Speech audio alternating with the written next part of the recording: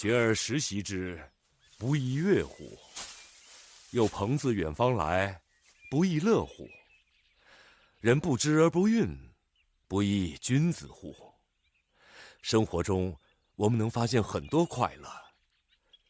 有书读，不快乐吗？有朋友来，不快乐吗？不求闻达，内心平静，成为君子，也是快乐。刚才先生讲到君子，作为我这样一个人来说，如何才能成为真正的君子呢？自古君子乃与小人相对而言。古时候，君子是指贵族和有地位的人，奴隶和地位低下的人为小人。可如今世道混乱，有人虽有地位而道德沦丧，那样的人已不再是君子。相反的，有人虽地位低下，甚至是野人，可通过不断学习而知礼，也能成为君子，甚至成为治国之栋梁。先生，像我这样犯过罪、受过刑的人，也能成为君子吗？能成为有识之士吗？你的漆雕做得这么好，埙吹奏得如此美妙，说明你是一个有心之人。如今你又在认真学礼，我相信你会成为一个真正的君子，会成为有道德、有学问、有理想的人。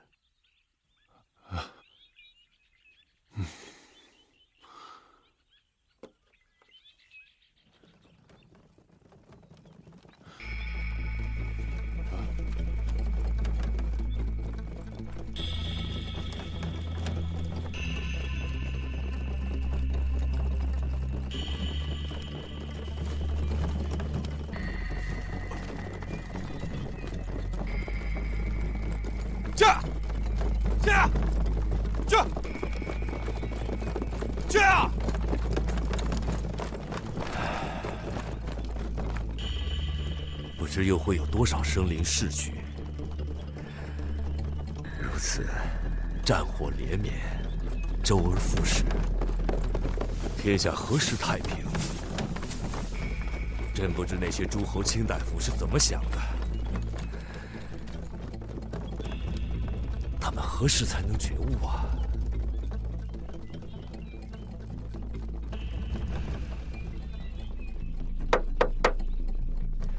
坐下，都坐下。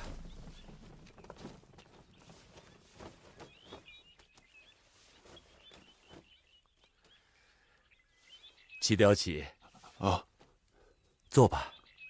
哦，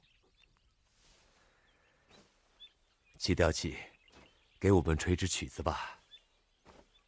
先生，不行啊，我心神不宁，怕吹不好。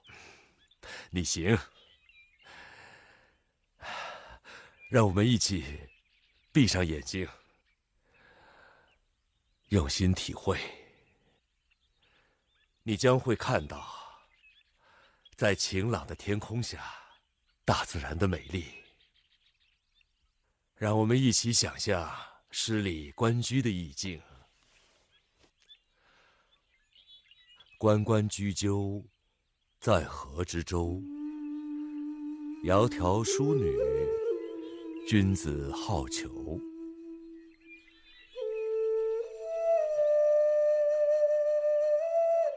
参差荇菜，左右流之。窈窕淑女，寤寐求之。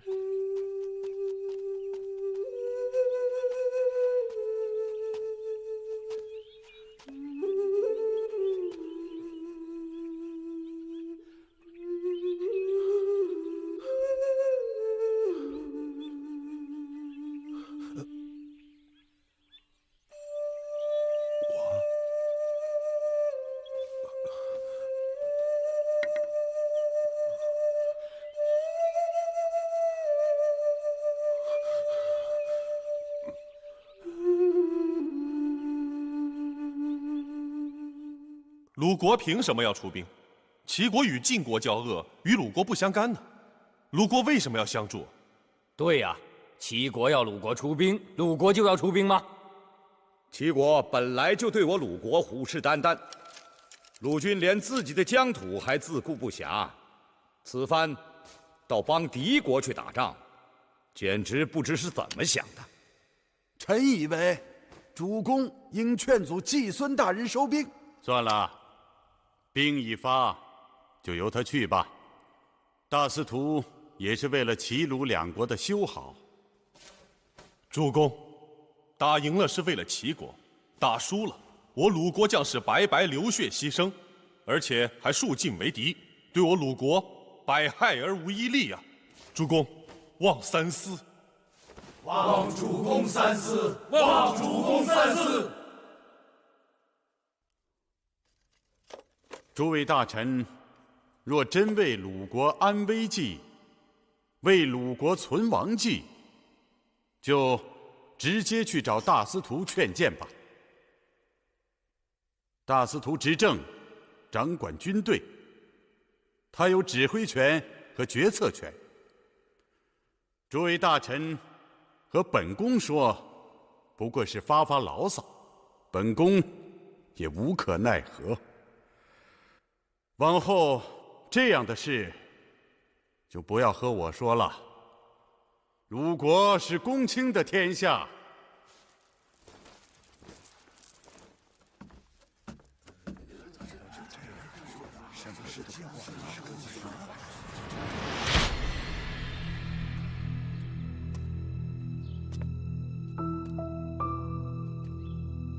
看见了吧？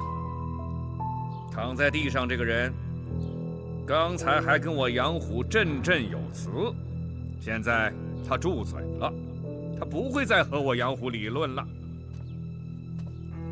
永远不会了。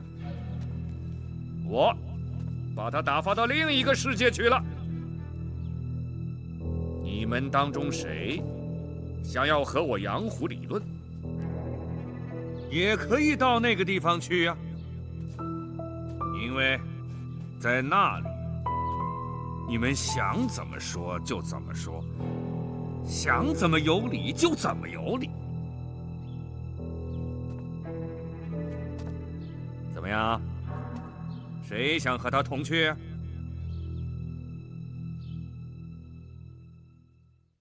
没有啊？来啊！把他拉出去埋了。诺。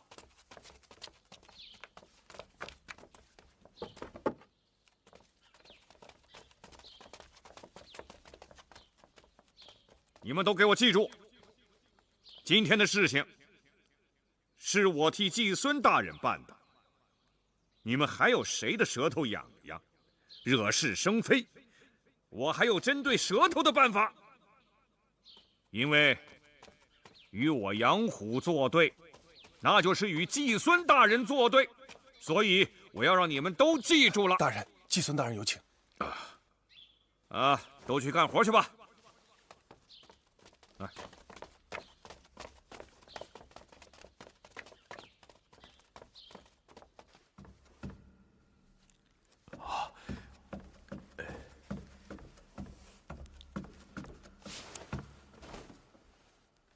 季孙大人找我有事。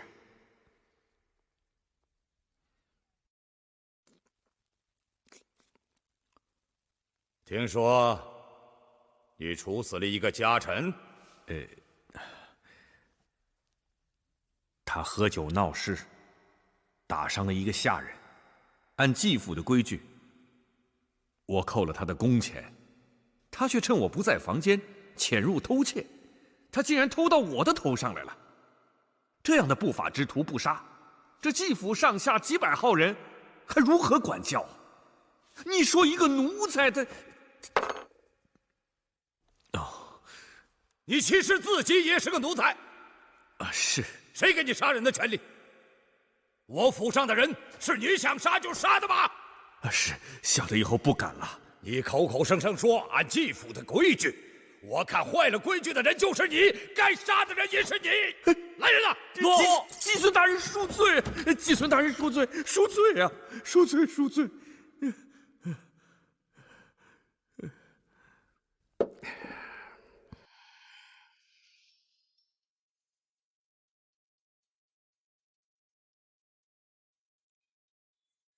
还记得叫什么名字吗？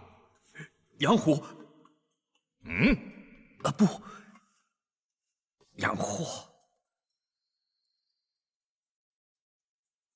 为什么改霍？霍物也，有益而无害。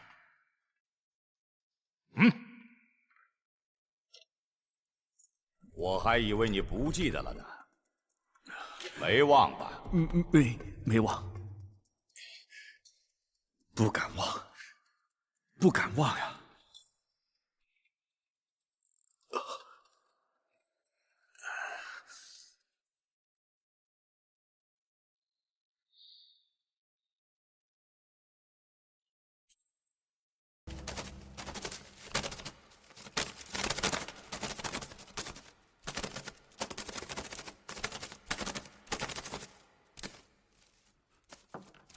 斗！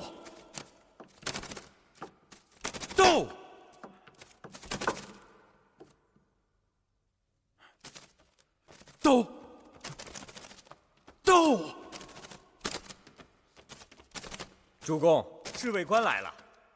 让他进来。诺。斗！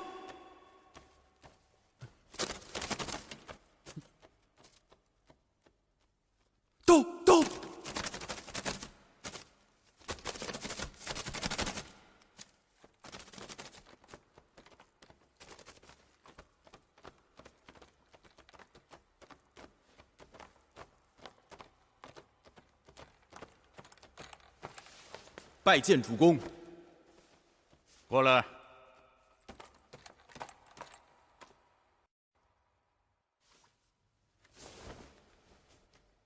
赏给你和你的属下。主公，禁卫军无功，为何领赏？记得你的使命吗？记得，保卫宫廷，保卫王室，听命君主，不惜牺牲。好。就凭你多年来对王室的忠勇之心，就该赏。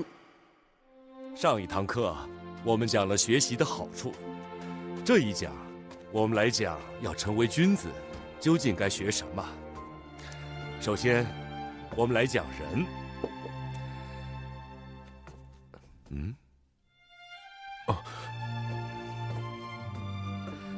人就是二人。说的是人与人的关系，与父母就是孝，与兄弟就是悌，与夫妇就是爱，与子女就是慈，与君王就是忠，与朋友就是信，与他人就是诚。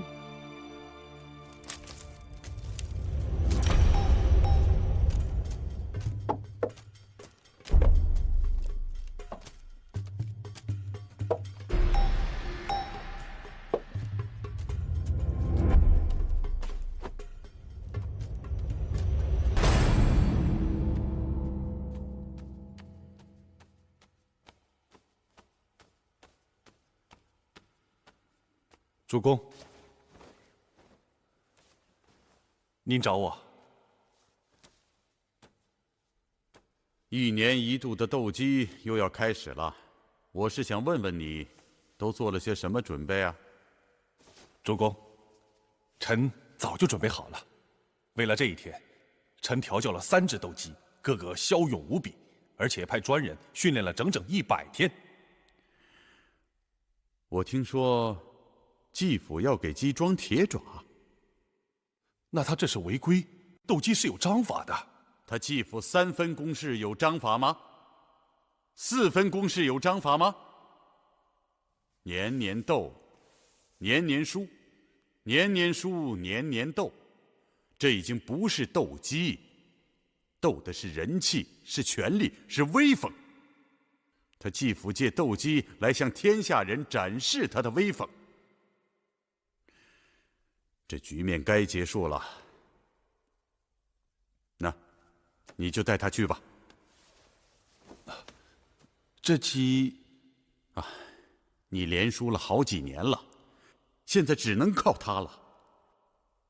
他是吃蝎子长大的，够狠。不过，你还要替他想些狠招。臣明白。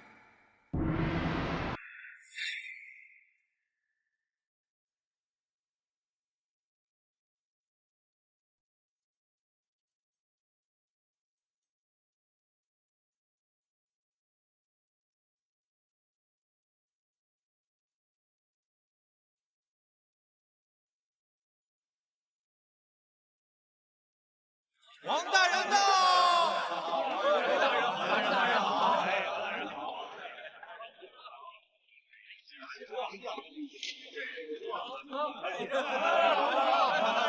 王大人到！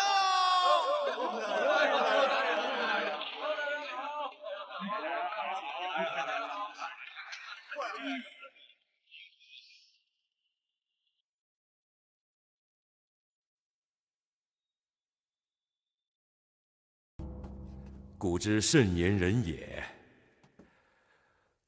戒之在：勿多言，多言必败；勿多事，多事多患。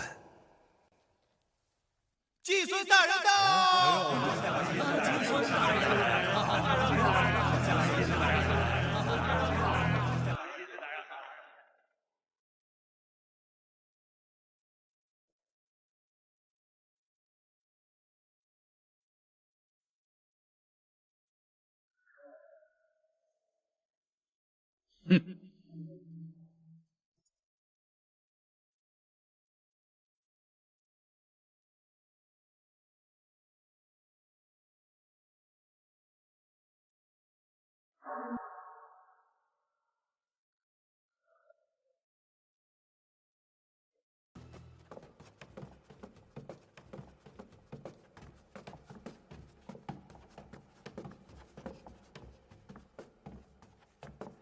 这个器物叫右座之器，是帝王用来劝诫自己的。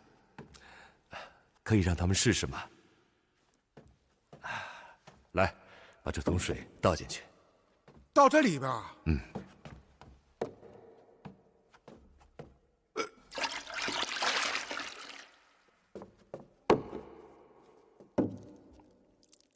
我听说这器皿，空虚无水就不正，装水半满就平衡，可一旦装满了水，它就倾覆了。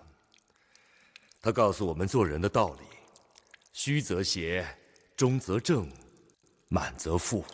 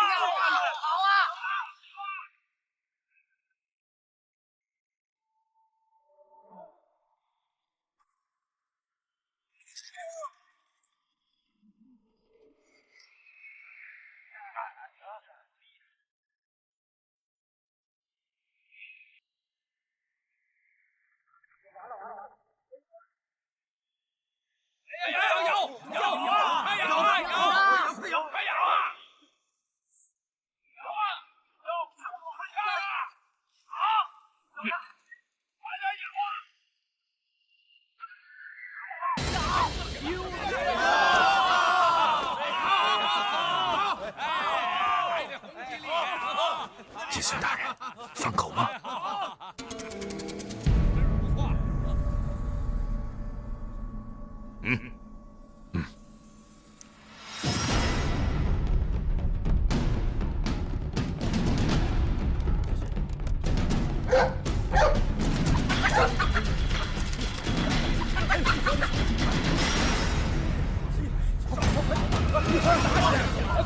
打起来了！快走！快！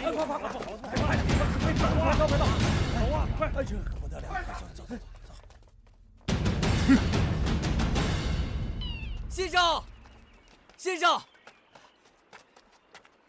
先生，不好了，陆军起兵了。跟谁呀？去攻打季府。先生，师母怕你们出事儿，派我来找你们，快走吧！啊！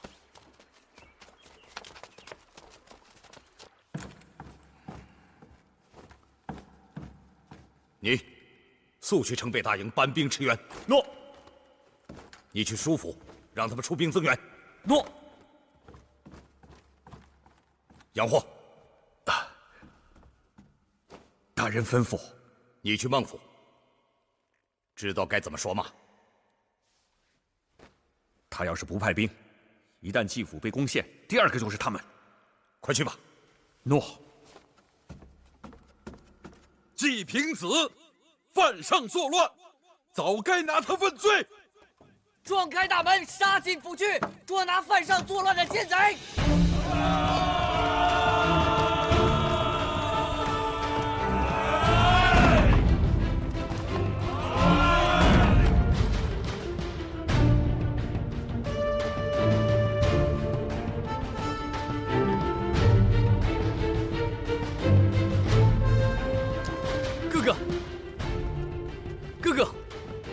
哥哥，不能出兵！你忘了父亲是怎么说的？哼！季虎跋扈，鲁军早就忍无可忍，兵祸连连，百姓流离。我等还是不要卷入为好。等等！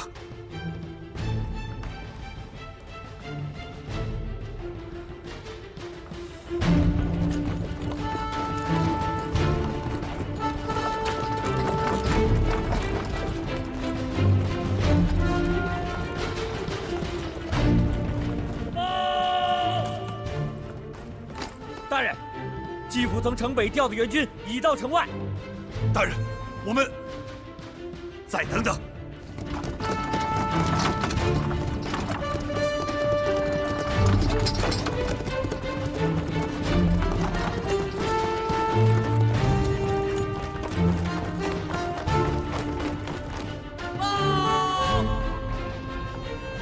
大人，舒府那边已经出兵了。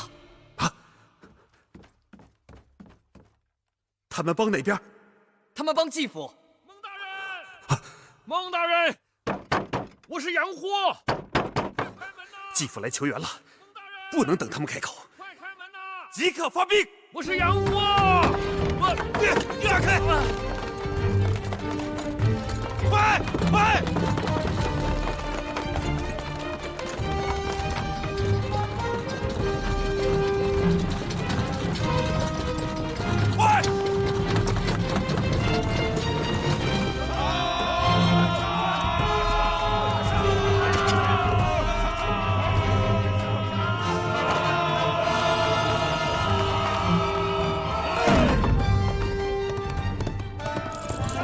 快撤！援兵来了，孟府叔父已经出兵了。撤！先生，鲁军逃跑了。什么？逃跑的是鲁军？对，孟府叔父出兵解围，鲁军寡不敌众，逃了。啊，这个孟府怎么能帮季府呢？人家是三环，祖上亲兄弟，都是一家人。鲁国吴军，怕是要天下大乱了。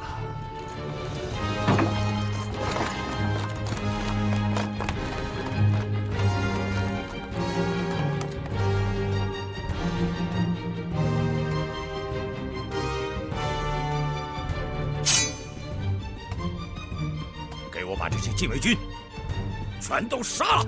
慢！季孙大人，叛乱既已平息，就不要乱开杀戒了。你懂什么？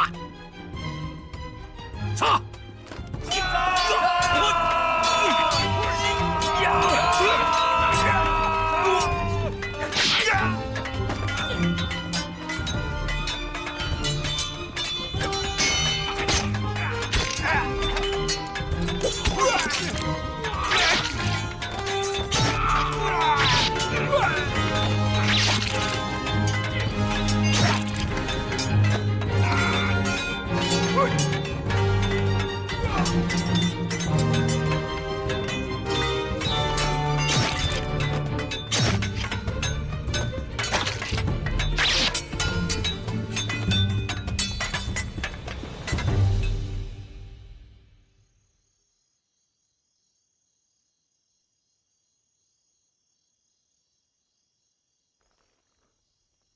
先生，我把饭菜热一热，您吃点吧。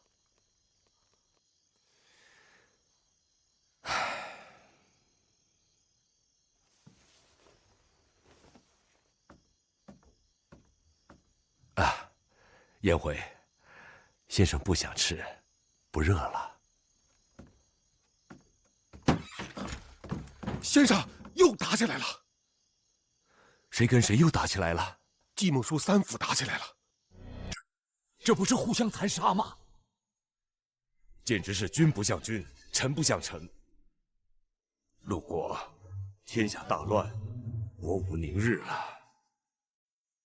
先生，你那位孟府的学生来了。先生，弟子无能，不能阻止祸端，请先生惩罚弟子吧。不能怪你呀。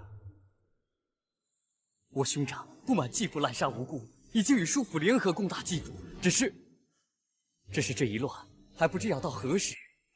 先生，不妨先躲一躲吧。先生，你还是躲躲吧。先生。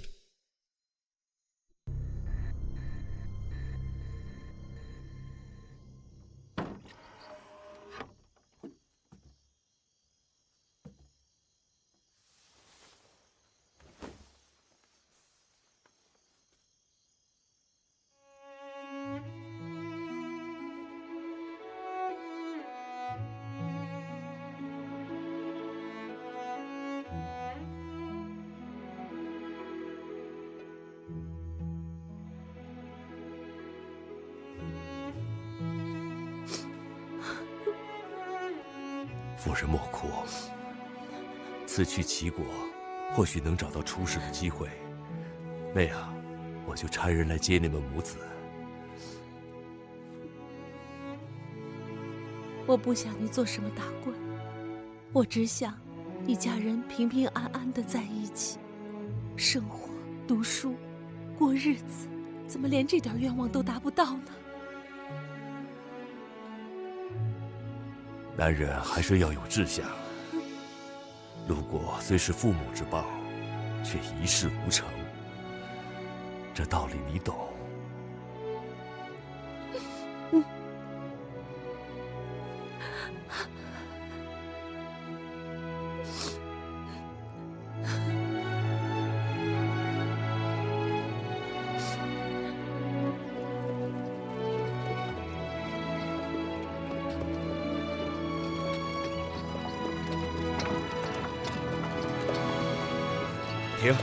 停一下！停下来！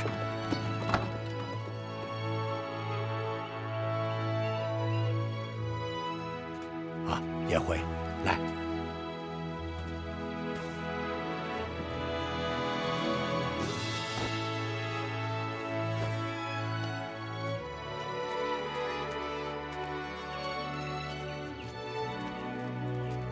哦，你们都在这儿等着吧。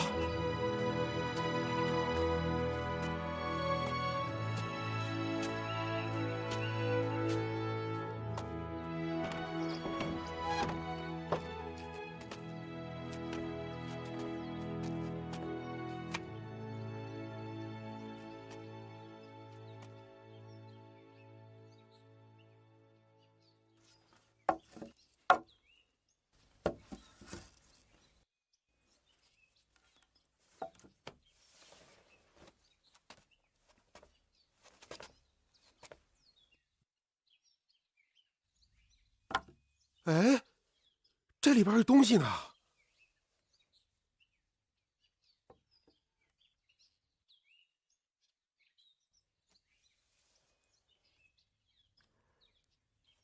是啊，先生，我感觉到了，它不仅美，还平和。亲切、朴实。您说的没错，他是有生命的。这生命是周天子宽厚仁爱的胸怀，和你祖上平静如水的心态注入给他的。这么好的东西，怎么藏在这破屋子里啊？10几年前，我见过它。这里原来是一个御工坊，它的主人曾经是我的先生，教过我射箭。没想到今天已经物是人非了。哎呀，先生，这会不会是您先生故意留给您的呢？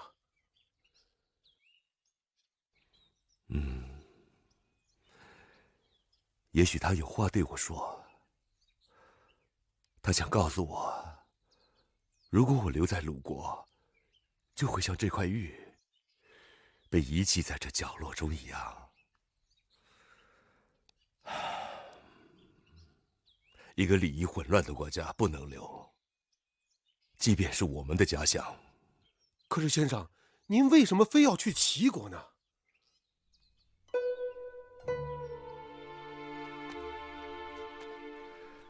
齐国早在齐桓公时代，重用管仲，尊王攘夷，大兴变革，国力为之强盛。当今齐王有晏婴辅佐，也还开明。5年前他来鲁国，和我有过一面之交。他问我，秦穆公国小地偏，为什么还能称霸？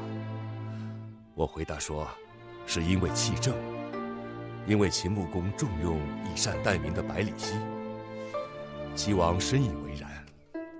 况且，在齐国的大夫高大人也是我的一个知己，所以此次去齐国一定大有可为。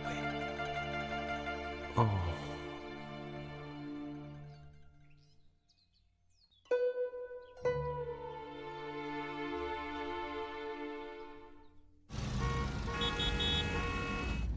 车堵成这样，我插上翅膀也飞不过去啊！不行，我就是坐上火箭也到不了了。你先帮我对付着，甭管你有什么办法。哎，我跟你说啊，这个都是咱老朋友，人家就想见见你这个大忙人。啊，好，那你快点儿，你一定得来啊！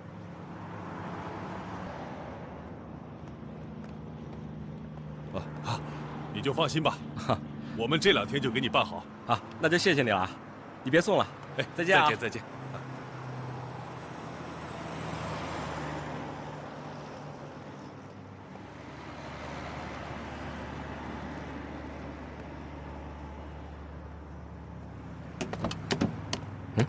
你到这儿干嘛来了？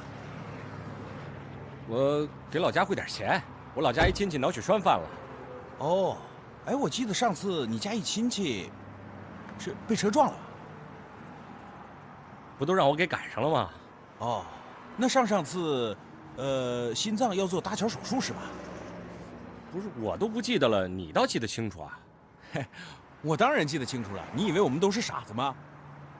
就你们那个遥远的家乡，有多少个不幸的、多灾多难的亲戚让你操心呐？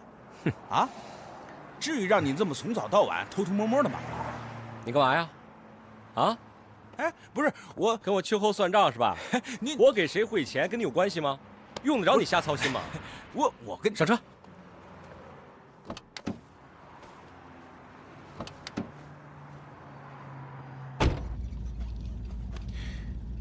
段墨，你最近怎么了？什么意思呀？我觉得你有点不对劲儿，是不是有什么事儿？哎，有什么难处你就告诉哥们儿，无论是钱，还是女人方面，哥们儿都给你解决了。谁要是讹我兄弟，那就是讹我，我必须给你摆平了。什么呀你？我不明白你在说什么。对，一旦别人问起来，你就这么说。哎，我告诉你啊，只要你把照片给我，我找几个兄弟，保证给你做的滴水不漏的。用不着你管，根本就不是女人的事儿。不是女人是什么？哎，你不会惹上黑的白的吧？什么黑的白的？你当我是黑社会啊？怎么跟我也不说实话呀？现在部里都在议论你呢。我告诉你，我很担心你。你这话怎么说的像我妈说的一样？乖，哎，别闹，我这开车呢。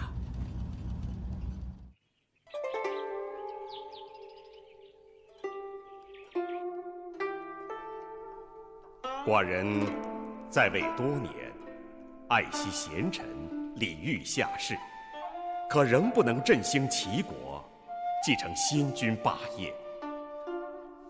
请问，一个国君将如何实行国家政务呢？君君，臣臣，父父，子子。也就是说，作为国君要像个国君，作为父亲要像个父亲，作为儿子要像个儿子。哦，是啊。如果国君不像国君，父亲不像父亲，儿子不像儿子，这天下必定大乱。即使有再多的粮食，也很难吃到口啊。那施政的原则呢？最重要的是控制支出，节省财力。今年久旱，3年不雨，饥民流离，寡人如何是好？应该减免百姓的赋税、徭役，并动员富足之家开仓放粮，赈济百姓。寡人与先生的谈话，如沐春风，获益匪浅。寡人打算把尼西之地赐予先生，让先生实行政事。过2天，寡人告知燕相，就把地图给你。谢大王。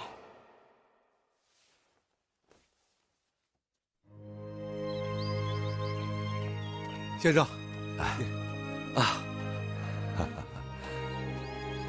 先生回来了。先生回来了啊！看你这高兴劲儿，一定受到齐王召见了。是，高大人，请。好。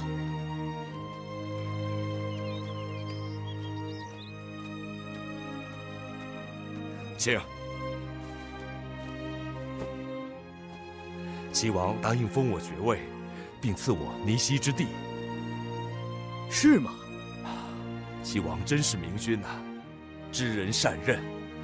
我的仁政理想终于有希望实现了。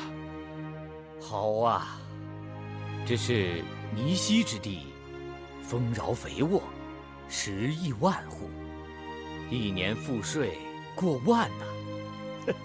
齐王能给你，不容易呀。我要的不是封地和赋税，而是一片可推行我为政理想的地盘。齐王身为一国之君，我想他一言九鼎。不错，当今齐国政通人和，齐军还算明君。但先生不要忘了，在我们齐国还有一个人，比齐军资历更老，计谋更深，更加一言九鼎。你是说齐相晏婴？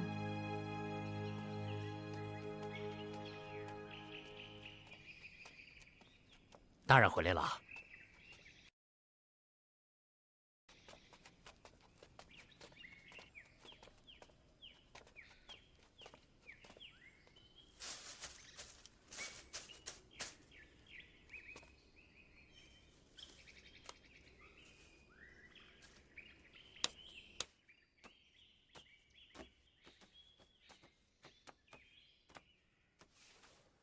大人，这是大夫高大人派人送来的。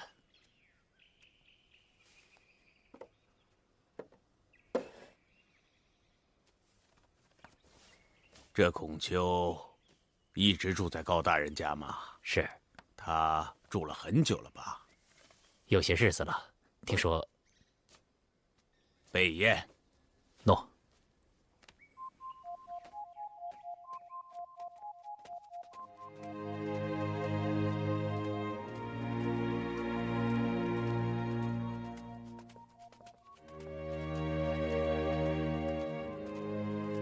请。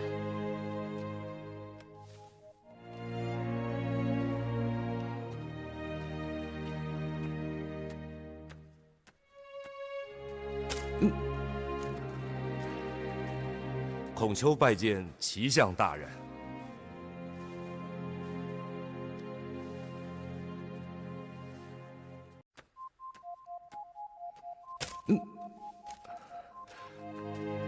孔丘拜见齐相大人。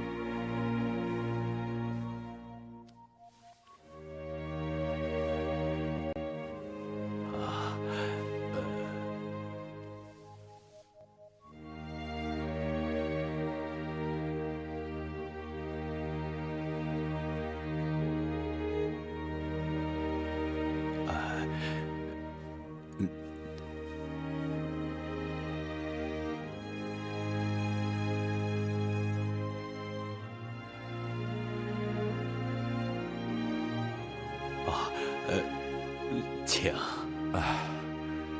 请。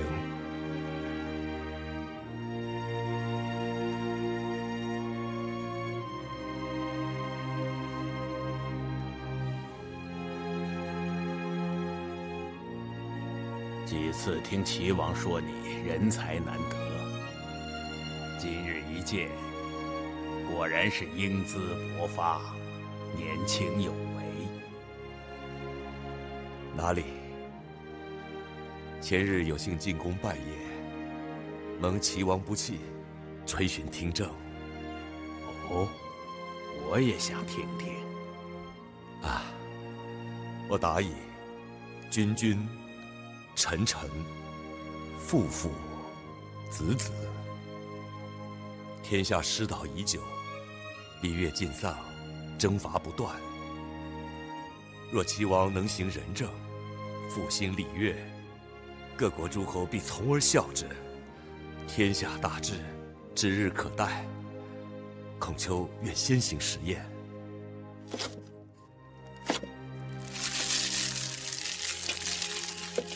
齐王有意划泥溪之地，让孔丘一试，还望齐相鼎力相助。好事啊！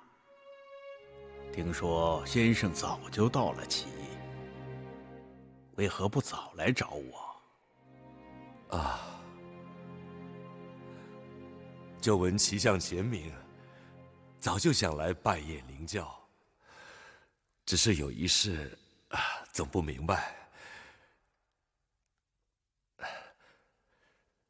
秋闻君子弑君以忠，齐相忠君敬主，为三朝元老，视三军而无不顺，这让孔丘多少有些敬畏。一心事三军，依然是一心一意；若三心事一军，倒是三心二意了。哎呀，明白了。孔丘数学不好，只知举一反三，不知举三反一。未见我晏婴之行，而非我晏婴之人，恐怕有失儒者之德吧。啊，孔丘窃议其相，自以为是，真是以君子之心夺大人之腹，实在是有失言之罪啊！大人，宴席准备好了。嗯。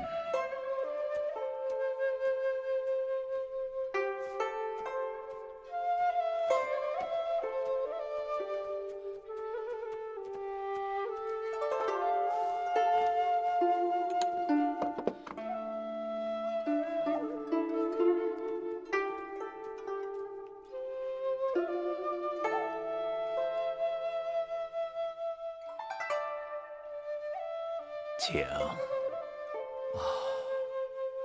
不想齐相大人如此节俭。那天齐王问我回政，我说正在劫财，哪知齐相大人早已身体力行了。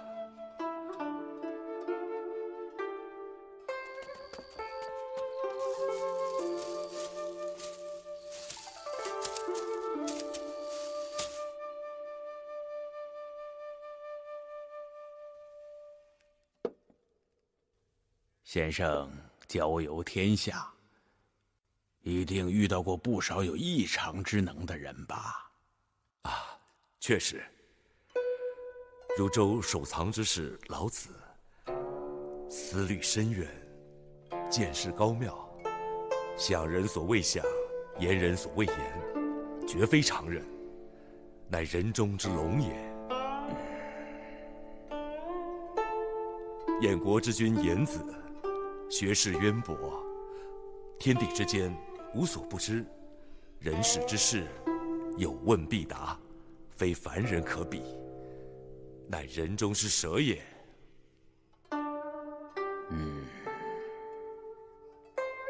若论当今治世之才，正有子产，近有书相，可惜孔丘未能相见。齐相大人您，忠君事主，屈身自如，处事为人有板有眼，堪为精英，真乃人中之宠也。哈哈，人中之宠，有趣，别致啊！啊，我说的这宠，非寻常蚯蚓、蚱蜢之类，而是盘曲之长虫，又名蛇也。虽不及颜子的大蛇，作为小蛇也是可以的。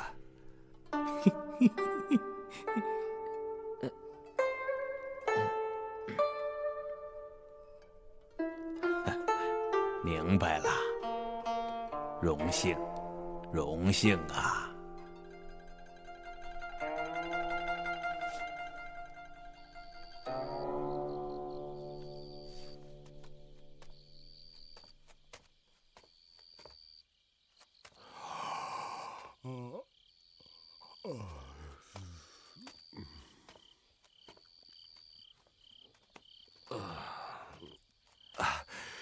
谢谢大人的款待，今晚是相谈甚欢呢。小心！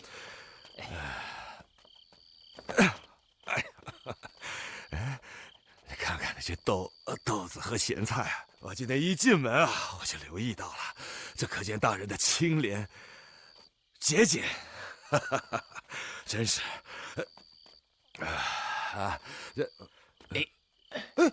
先生，先生。谢大人，先生，慢点，慢点。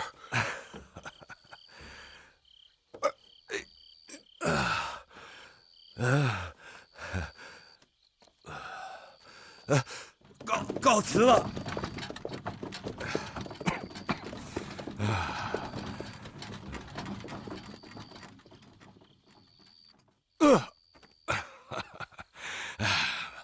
没事，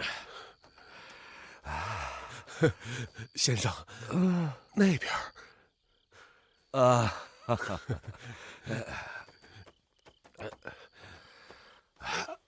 子路，先生这是高大人请歇息，先生没事儿。哎呀，齐相大人，廉洁、正直啊！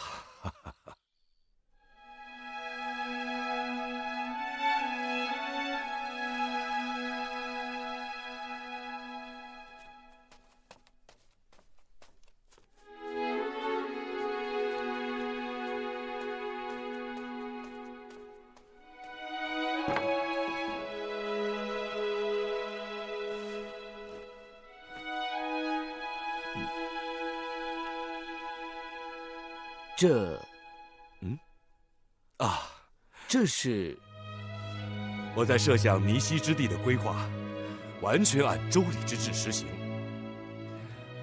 按照景牧的制度，分化田野，9人为一井，4井为一邑，4邑为一丘，4丘为一店。你看看啊，中等之地，每家颁给宅地1份，再加上田100亩，休耕田200亩。哦，10家之田，中间有沟，沟旁有穗，穗旁有径，田边有树为界。100亩之地，80亩为粟，10亩种麻，10亩植桑。每遇灾年，救济百姓的方法：1. 带给人民种子与食粮；2. 减轻赋税；3. 宽缓刑罚；4. 免除劳役；5. 开放山泽；6. 免除市场税收。只要给我3年时间，我一定能把这地方建成我心目中的完美世界。这里草木繁茂，阡陌整齐，百姓安居乐业，天下为公，家家门不闭户，路不拾遗，老有所终，壮有所用，鳏寡孤疾皆有所养，人人过着太平幸福的日子。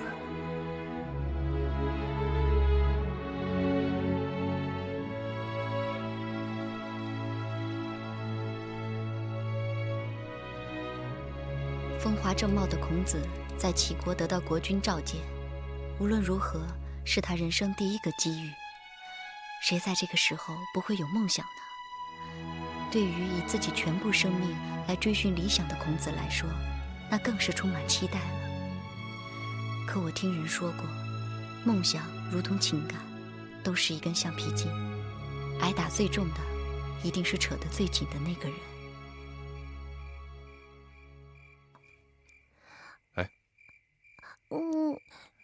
吃吧。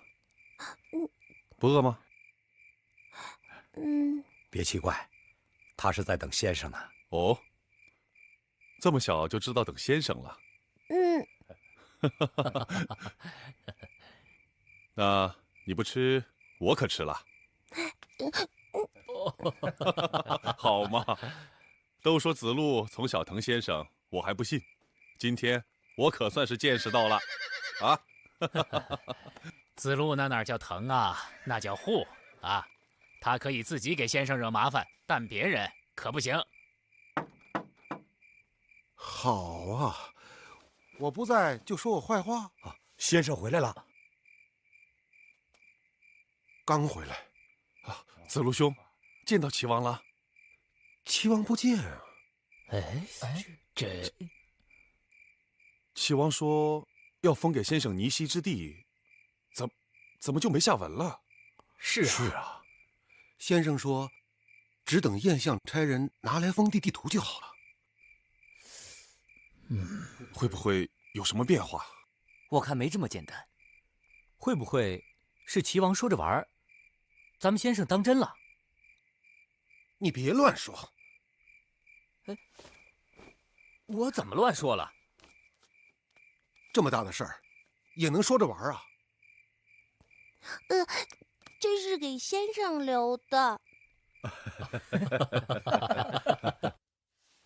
大王，鲁国人士孔丘避难来齐，在寒舍已经居住1年有余。此人是圣人之后，德行高洁，且有治世之才，可堪重用。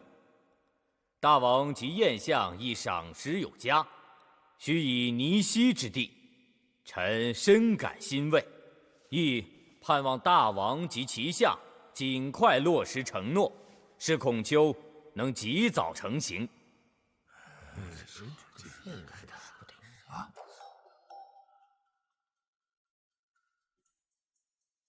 此事还望各位大人商议而定。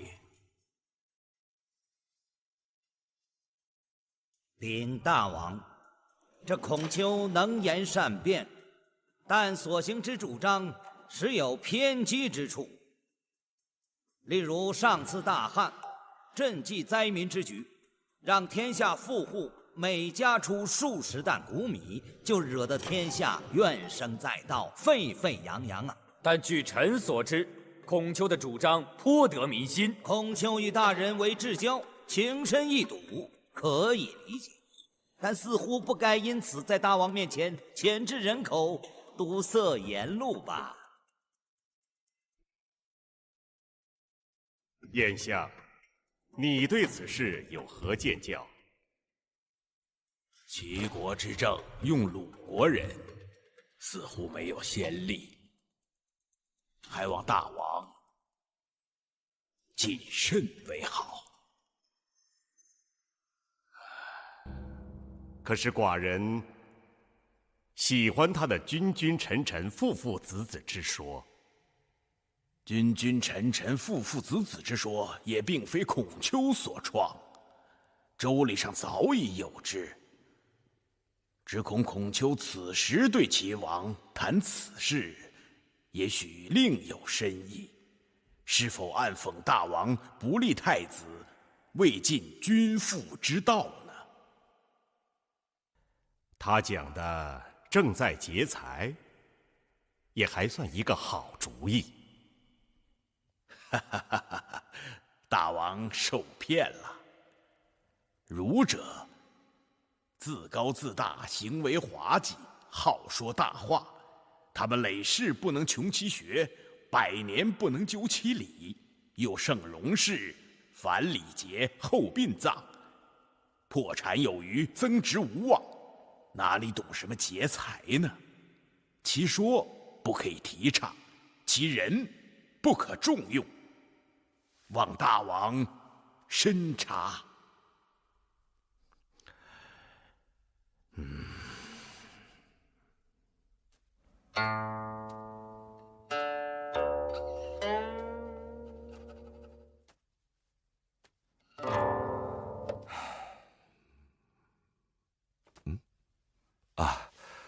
先生接着谈。不想谈了。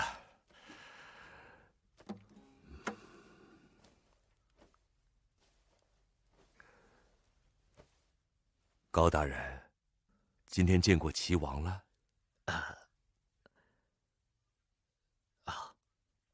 我有一事想求先生帮忙，不知可否？只要是孔丘能做到的。我决定将东院交给先生做学社，教导随行而来的弟子，生活费用不必担心。只是我家公司事务繁多，缺一个能够料理的人。若先生愿意屈尊的话，就为在下总管一切家务。您只要发个话就行，不必亲自动手，只管教授学生就是了。先生如此重托，孔丘怎敢不从命呢？反正等着也是等着。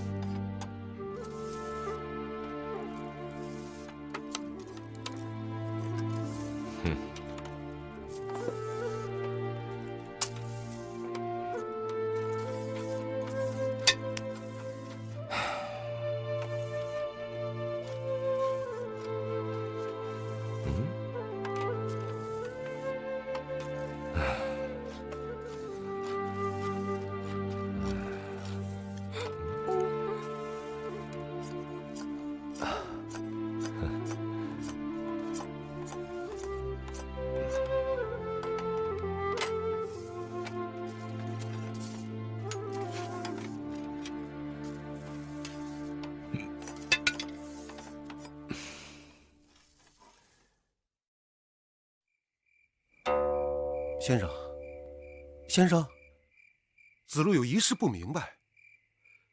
讲。齐军既然已经赐了先生尼西之地，为何高大人只字不提啊？现在只能给他教书管家啊。先生不便说，我子路可以跟他说去。哎，高大人不谈，自然有他的难言之隐。谋事在人，成事在天吧。可是先生，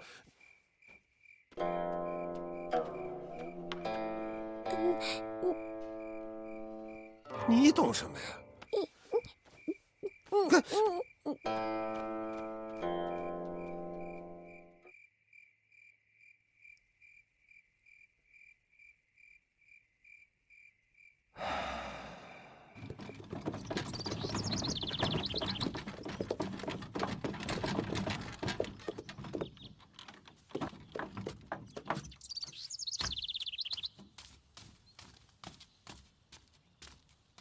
官人是？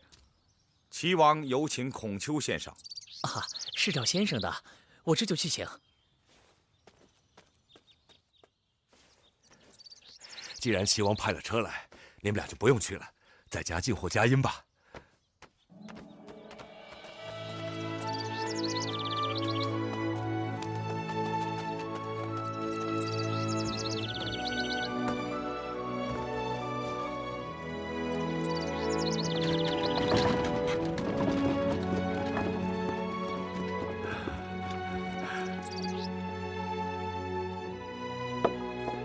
大人请用，这是考方。请。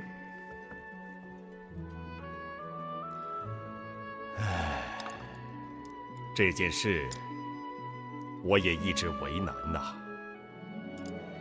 如果像鲁君对待季孙氏那样，将大权在我的上卿地位给你，我做不到。如果像鲁君对待孟孙氏那样，将无权的下卿地位给你，我也不想那样做。就在季孙氏和孟孙氏之间吧。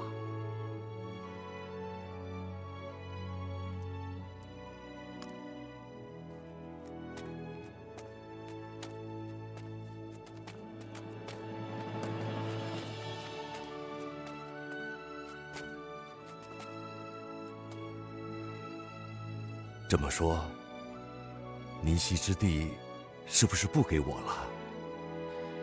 齐王没告诉你吗？我明白了。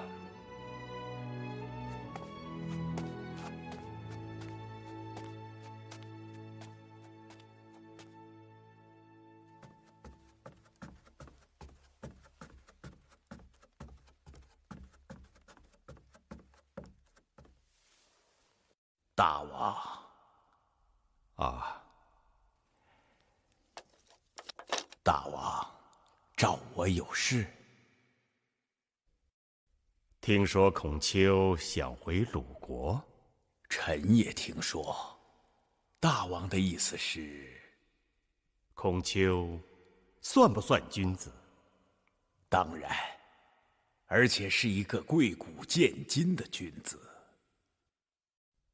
他算不算一位名士？算得上。他现在名声在外，千里之外的学子都投奔他来。大王不会是还想给他封爵赐地吧？啊，这事就不提了。我想请他参加祭祖大典。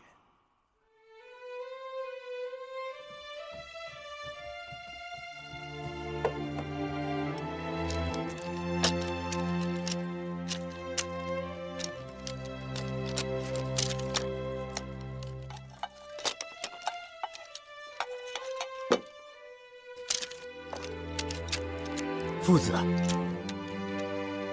父子，你这是真的要走吗？该走了，该回鲁国去了。可是齐王邀你参加明天的祭祖大典。典之后，齐公还要演出韶乐。韶乐，齐王特别邀你为上宾出席。什么时候？明天晚上。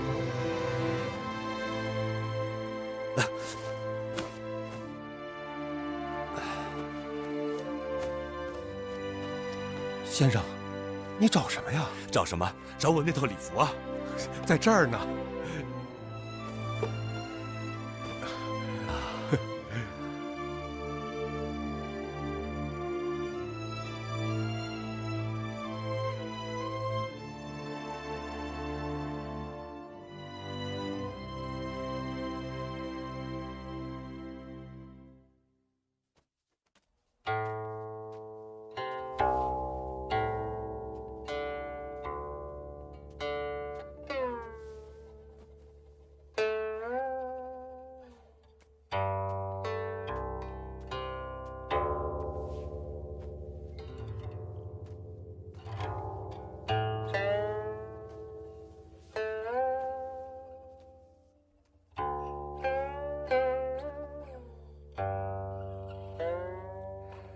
传说韶乐是舜帝所作。舜帝的时代，那是著名的太平盛世，政通人和。舜帝得到百姓的拥护，常处在欢乐的心境中，所以他发明了五弦琴，创作了《南风歌》。南风之熏兮，可以解无民之愠兮。因为年代久远，能演奏韶乐的人已经很少很少了。没想到在齐国，竟然有这个机会，能有这个福分，能听到它，欣赏它，这真是太让人兴奋了。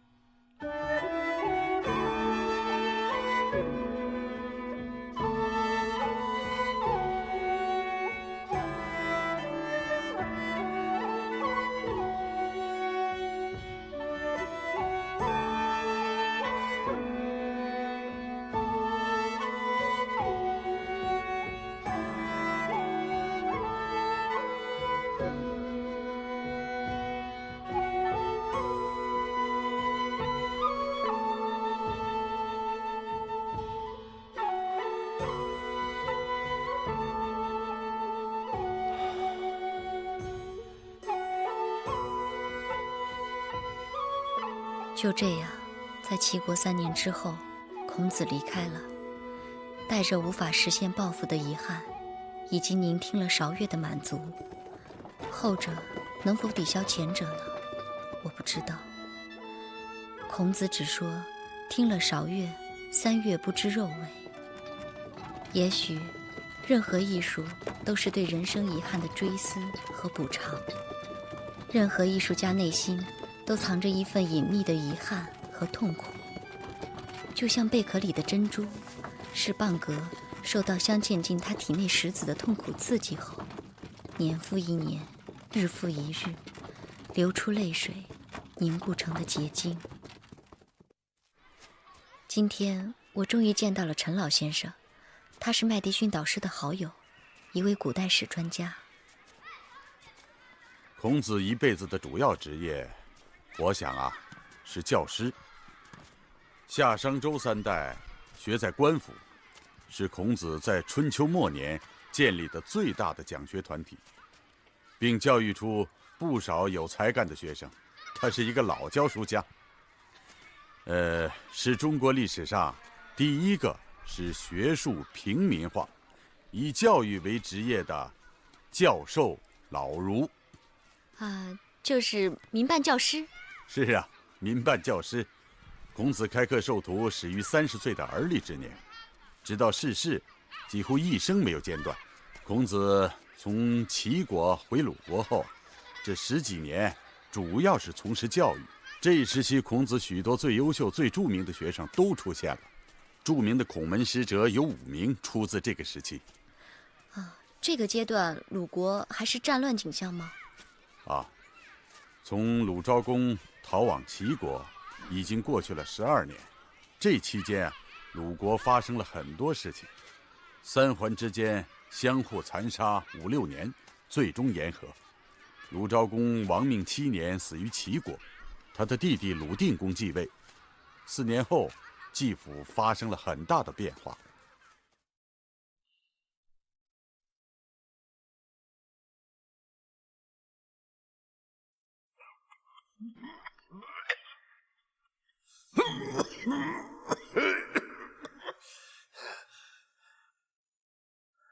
还记得叫什么吗？杨货。为何改货？货物的货，有益而无害。没忘就好。大人放心，不会忘。我永远都叫杨货。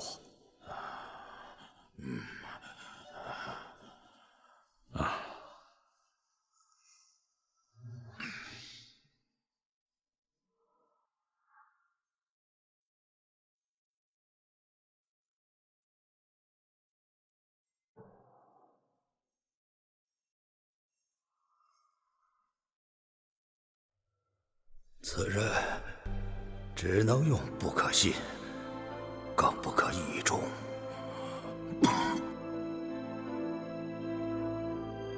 父亲，我不喜欢这个人，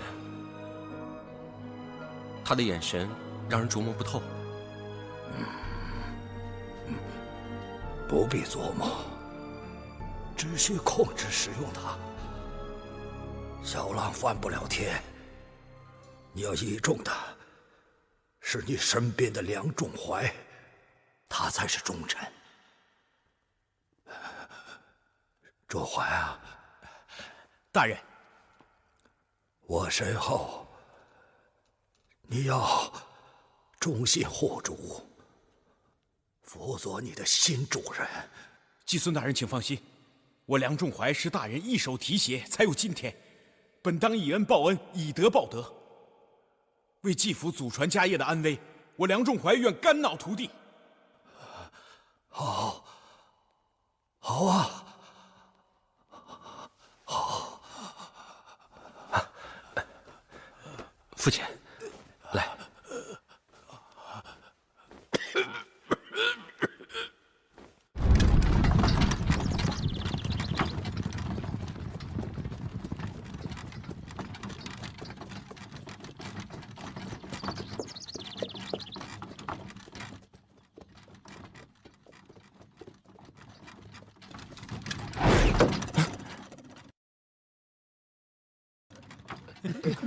不算不算，刚才有只苍蝇落我眉毛上了，我得重来。冉求，射中射不中倒在其次，要紧的是内心沉静，行为合乎礼的要求。即使没射中，我也希望你能把我教你们的那套动作做下来。射礼射礼，既射不中，要礼何用啊？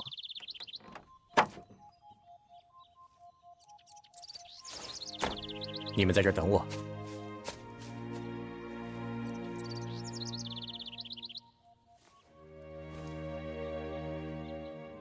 请问，孔丘先生在这儿吗？自己看去，傻子才看不出来谁是先生谁是学生。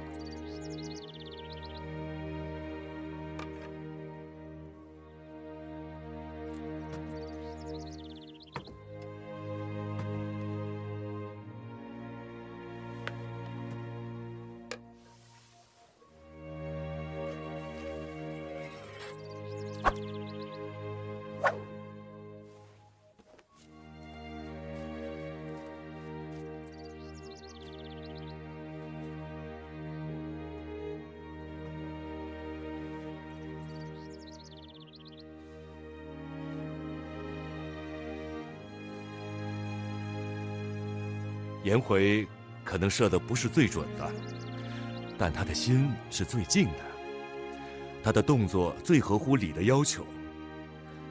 你们要记住，射礼是国家礼仪的一种。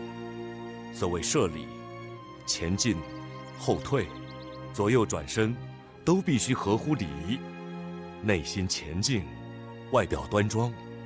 你们谁再来试试？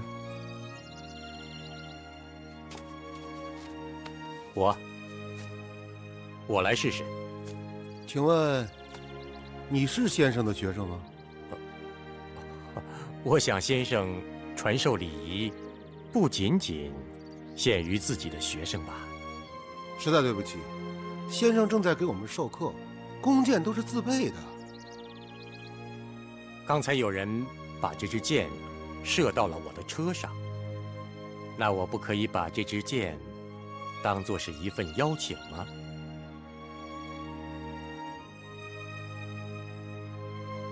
如果我用这支箭射不中靶子，我将给你们赠送10倍的弓和箭。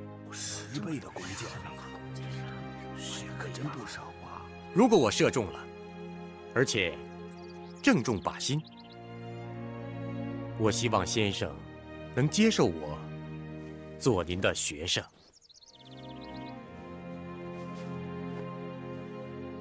这位公子，只要你肯学习，我愿意接受你做我的学生。先生，我宁愿通过这种方式。你愿意他射中还是射不中？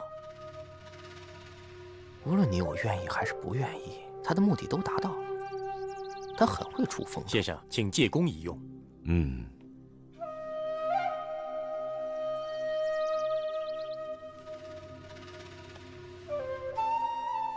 请。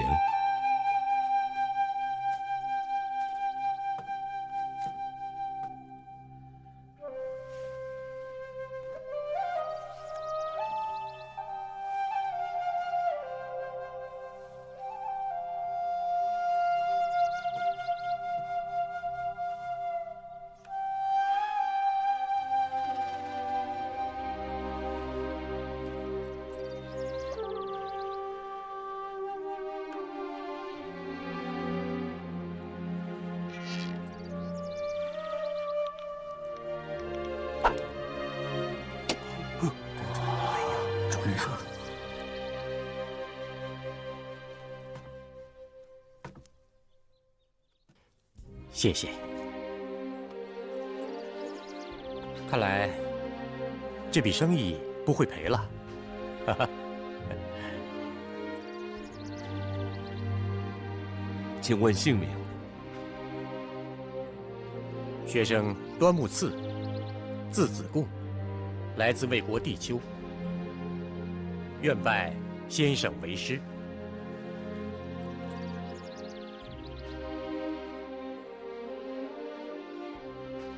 呈上来。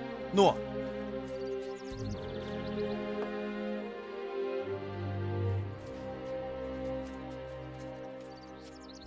先生，请笑纳。拜见总管大人。啊，坐吧。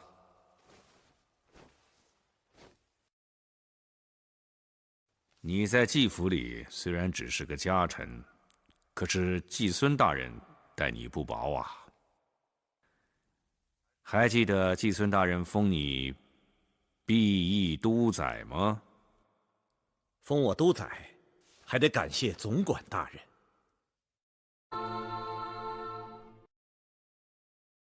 还记得季孙大人封你裨益都宰吗？封我都宰，还得感谢总管大人。要不是总管大人美言举荐，季孙大人知道我是谁呀？季府里面下臣多的是啊。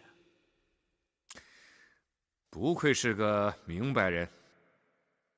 你记住，我既然能让你当，也能把你撤掉。明白。但愿公山没有做错什么。大人请放心，公山是个知恩图报之人。爹娘生了我这副做人的皮囊，是大人给了我做人的机会。我的性命，我的前程，全在大人手里。只要大人一句话，我愿为大人赴汤蹈火。这话我爱听，请。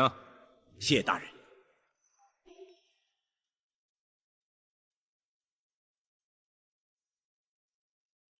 喝酒，喝酒。公山借大人的美酒，敬大人一杯。祝大人心想事成，老天诸神都保佑大人成功。请，请。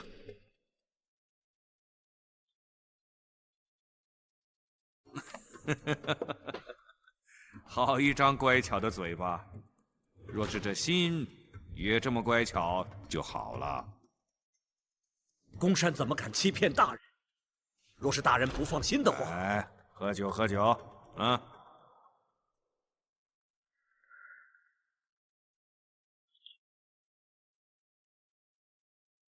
这个时候，我想起了一个人。谁？一个和你我截然不同的人，一个读书读傻了的人。很多年前，大概是在10几年前，我和他坐在这里喝酒，就像今天这样，是我请他来的。能被我杨虎请到这里来喝酒的人不多呀。大人怎么能这样说？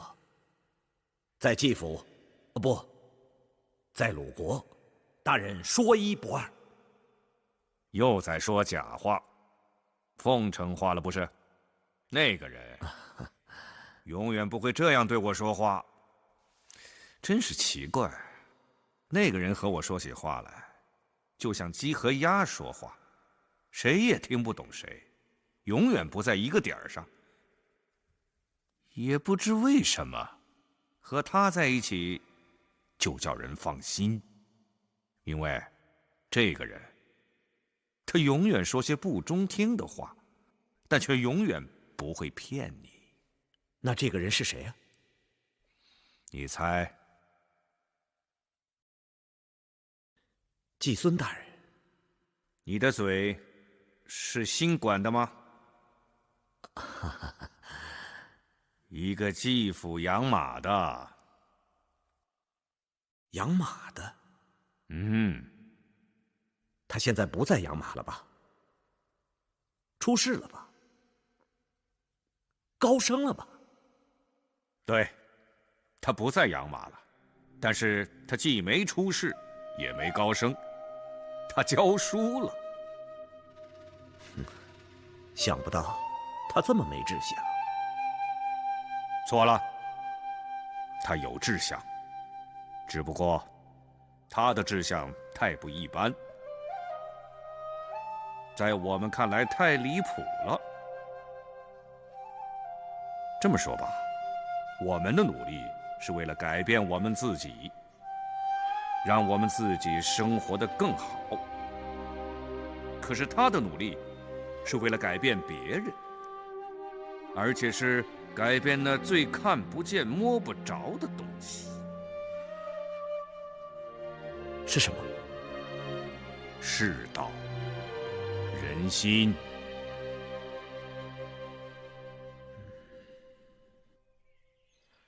君子有9思，也就是说，有道德的人在日常生活中必须注意的9个方面。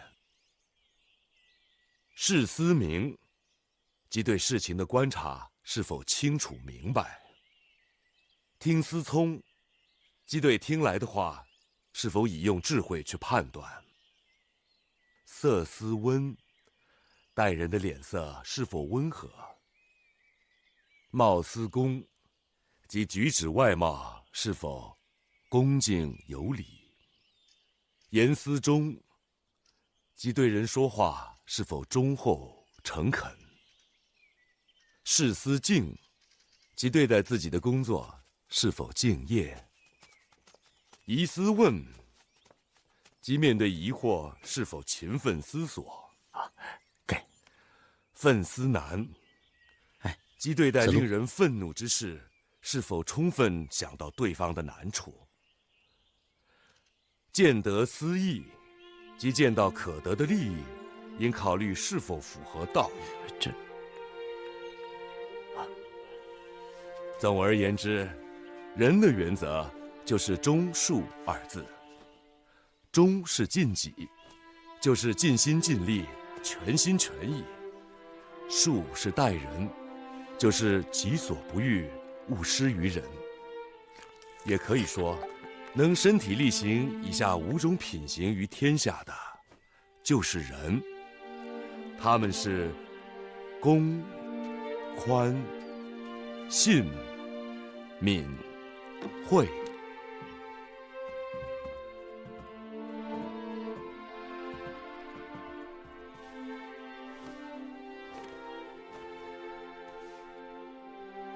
我看先生的学生中，有公卿子弟，但多数是平民子弟。可是古代礼制规定，凡受教育者必是天子、诸侯、士大夫的子弟。先生收平民子弟，是不是违背了先王礼制？古代人只会采摘狩猎，茹毛饮血，确实不需要很多人受教育。但现在不同了，教育理制也得做改变。公室王侯的子弟是人，平民百姓的子弟也是人，都是同食五谷，为什么就不能上学呢？先生是想让人人都接受教育了？我提倡有教无类，任何人只要他愿意来听课，那么不论贵贱、贫富、老幼、地域之差别，我孔丘一视同仁。自古以来，学在官府，平民百姓都被排斥在外。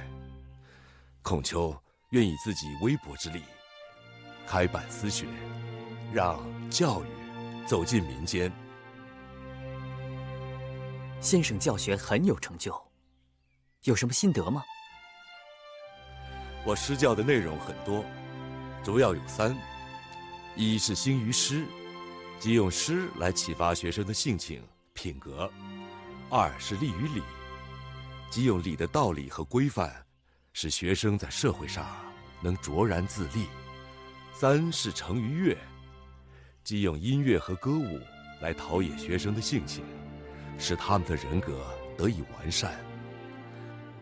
我力求对学生做到：第一，无私无隐；第二，严格要求，教导弟子，不到他苦思不解而要求解答的时候，不去开导他；不到他想说而又说不明白的时候，不去启发他。这就是所谓不愤不起，不悱不发。等到他能举一反三的时候，我就不再重复了。哎，跟上，跟上啊！哎，你看那儿，哎，来，我扶你一把，来，哎呀，看真漂亮啊！崇山峻岭啊！啊，这山呐，哎，还是起点雾好看。怎么样？累吗？啊？走，来，小心点啊！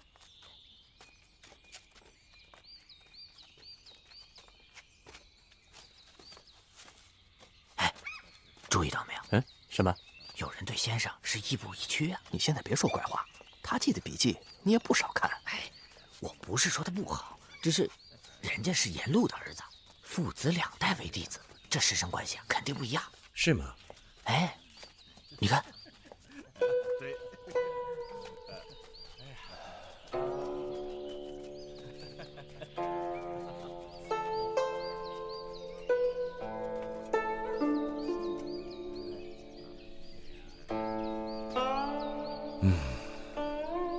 先生每次都要走这么长的路吗？哎呀，你必须习惯先生，他认为自己啊肩负了上天的使命。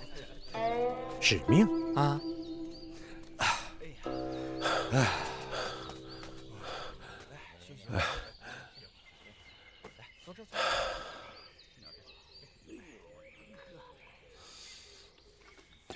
来喝点吧。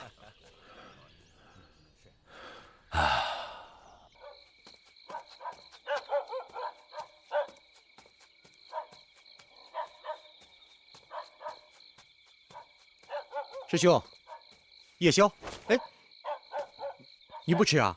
啊？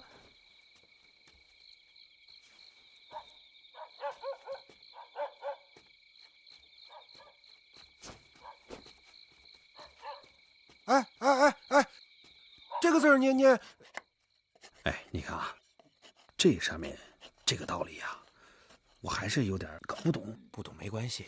到时候啊，咱们还是问问先生。哎，各位，咱们还是问问啊，夜宵来了啊！哎呀，子贡兄弟，总让你这么破费，真是不好意思。哎，你跟他客气什么呀？人家老爹在魏国啊，家财万贯，你若不吃他的饼子，显不出他的慷慨来。说什么呢你？哎。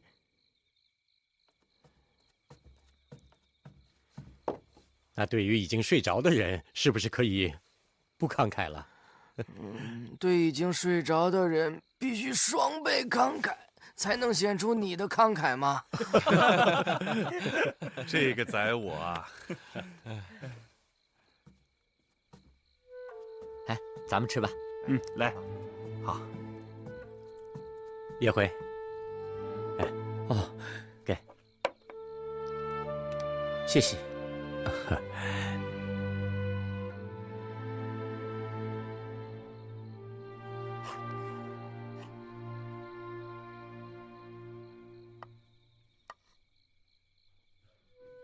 哎呀，真精巧啊！自己做的？啊，是的。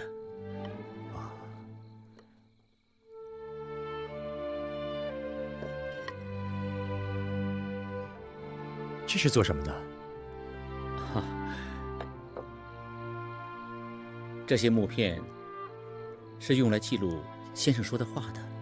嗯，上课不是每人都带有简牍做笔记吗？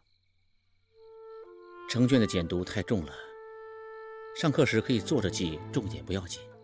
可是平素先生在走路、吃饭或别的时候说的话，就不好记下来了。你觉得这很重要吗？哦，我的意思是，需要把先生说的每一句话都记下来吗？很重要。我跟先生很多年了，我知道先生的话，有时当时看似随意的一句，过很多年，你发现就像沉在泥沙里的金子，才慢慢显出光亮来。这些话一定会流传下去的。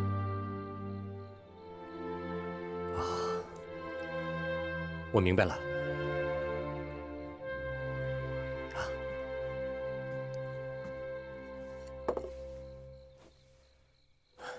叶辉，我发现你总是睡得很少，别人都睡了，你还在誊写先生的话。那些记在桥板子上的话，不抓紧誊写到竹简上，就会放乱了。我年轻，少睡点没关系。想想先生年轻的时候吃的那些苦，一边给继父喂马，一边还在自学。我颜回年纪轻轻就能在先生身边专心学习，真的是很幸福的。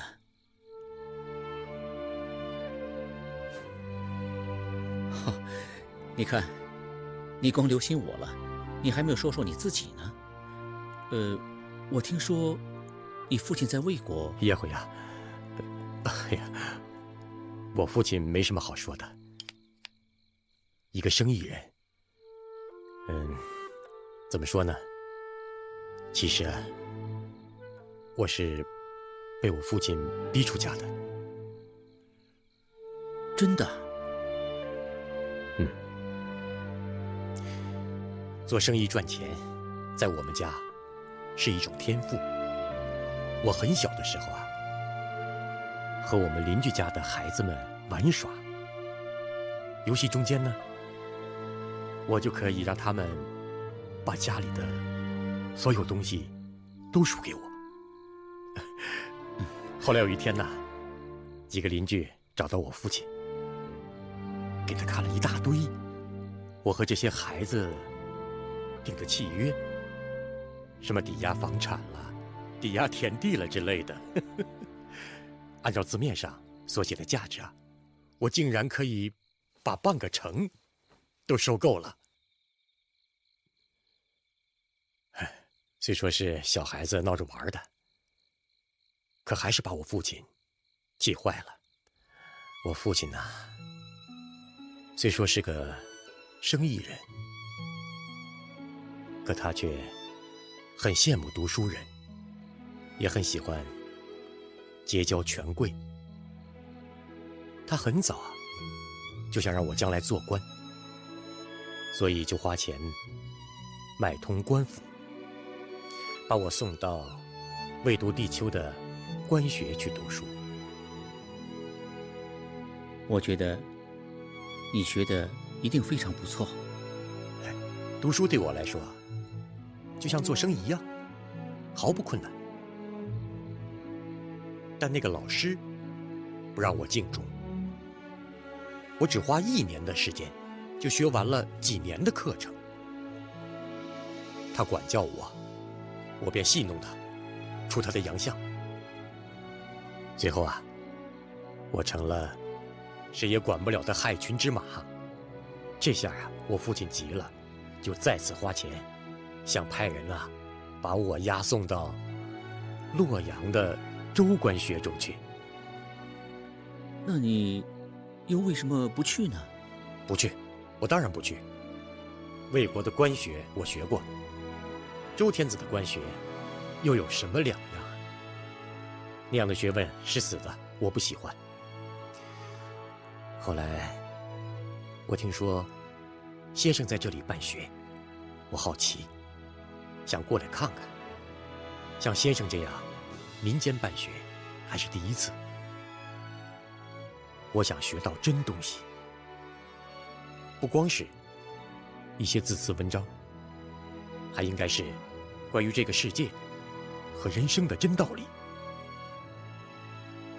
我想找到一位能让我敬重、心悦诚服的老师。若是那样，你算是找对人了。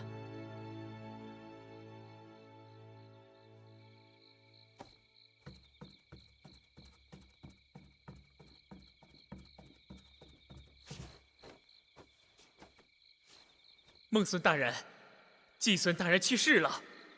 什么时候？1个时辰之前。备车。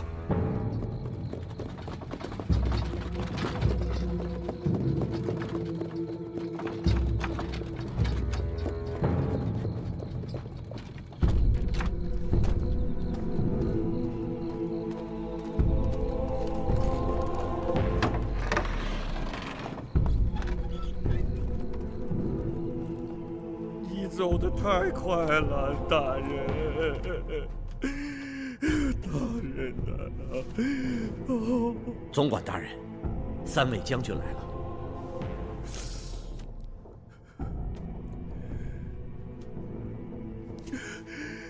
将军们呢？没想到季孙大人如此之快离我等而去，实在是让人悲痛万分。是啊，真没想到。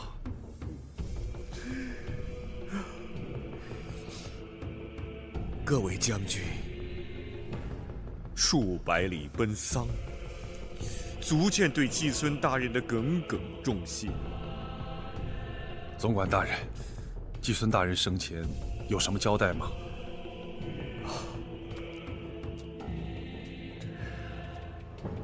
正是为此事，召诸位前来。下臣跟随季孙大人几十年，笃信至深，恪尽职守，因而季孙大人重托下臣，辅佐新主人继位，保护新主人的安全。季孙大人还特别嘱咐下臣，当倚重几位忠勇将军呢。我等应尽心竭力。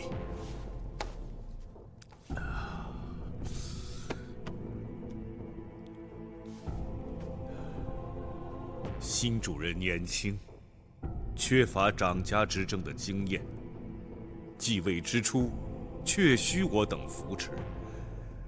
只要朱将军与下臣同心共保季府家业，不辜负已故季孙大人的重托，便是对季府最大的效忠啊！请总管大人放心，拜托了。恭送将军。诺。告辞。请。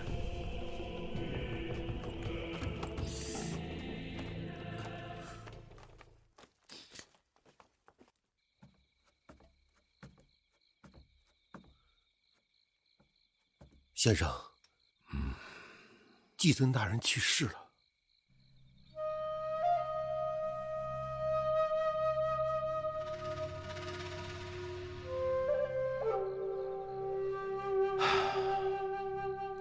但愿季府这一次变故不会给鲁国带来另一次危机呀。先生指什么呀？是指季府新的继任者吗？陪臣。总管大人，梁中怀怒气冲冲过来，我把他拦在外面了。啊，我备了3份礼，等丧礼一完，你亲自给3位将军送去。诺。总管大人，梁中怀还在外面，让他进来。诺。让他进来。你有什么事吗？这份随葬物品清单中，怎么划去了6瑞之气？是我划去的。谁给你这个权利？我是季府总管，主持季府大小一应事务是我的职责。可这是新继位的季孙大人制定的。新继位的季孙大人年纪尚小，我理应多加辅佐。这是刚去世的季孙大人生前最喜欢的珍宝，理应陪伴他。你个家臣，有什么理由私自篡改主人随葬器物？随葬从简，是从季文子大人起就订立的季府家规，任何人不得违背。杨霍，季孙大人生前曾经嘱咐过我，让我在你忘了你姓名的时候提醒你，你的名字叫杨霍。哼，难道季孙大人尸骨未寒，你就想骑在新主子头上吗？你错了。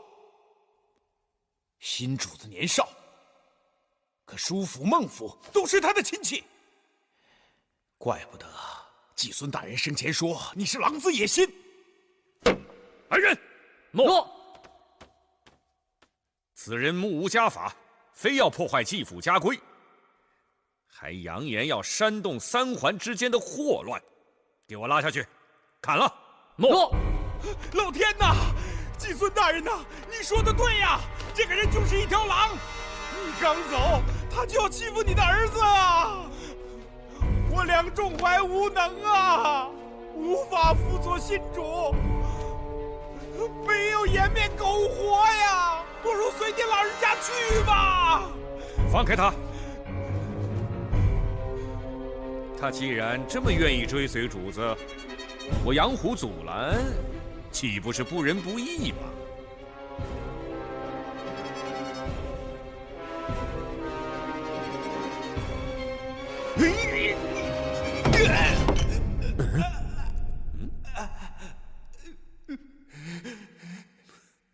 没死啊？再撞啊！你不是口口声声的说要随季孙大人而去的吗？怎么不舍得这条苟活的命了？我不是在乎我梁仲怀的这条命，我算什么？死不足惜。只是新主子，他还年轻。大人，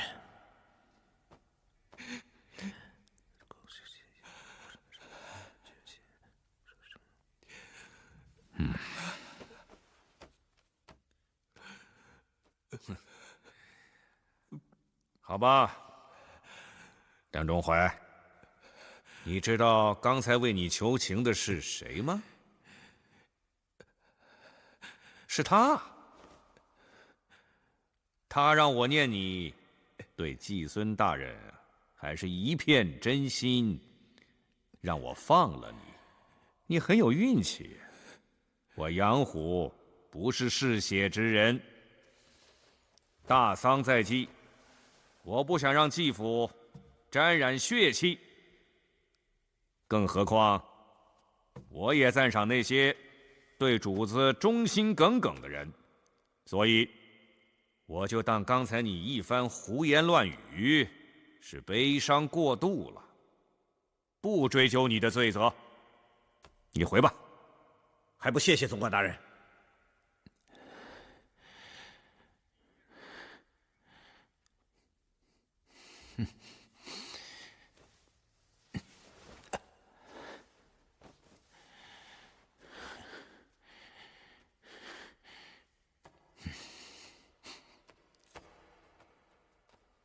没有第二次。大人何必着急呢？让葬礼平安过去再说。当下这关口，别让舒府和孟府的人抓住把柄。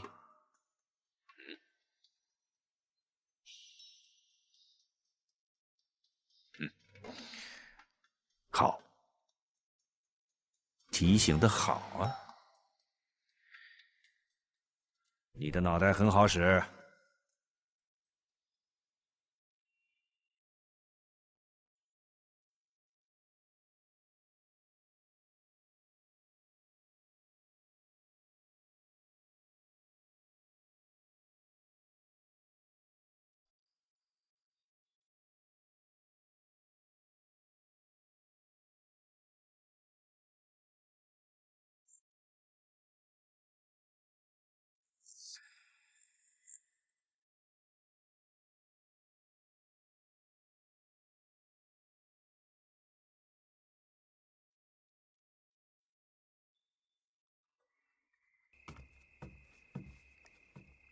先生，我让人从魏国带回了一些山野补品，希望先生喜欢。子贡，谢谢你。我听冉求他们说，自从你来了，我们的伙食改善了。哈，我喜欢送人东西，不是为别人，是为我自己。财富的最大好处是能让人快乐，而我的快乐就是送人东西，让别人快乐。让人快乐的有许多东西，财富只是其中的一种。我明白先生的意思，知识也让人快乐，所以我来学习。我这个人就好发问，希望先生别烦我啊。我就喜欢好问的学生。先生，我有一个问题想问您。你问吧。来，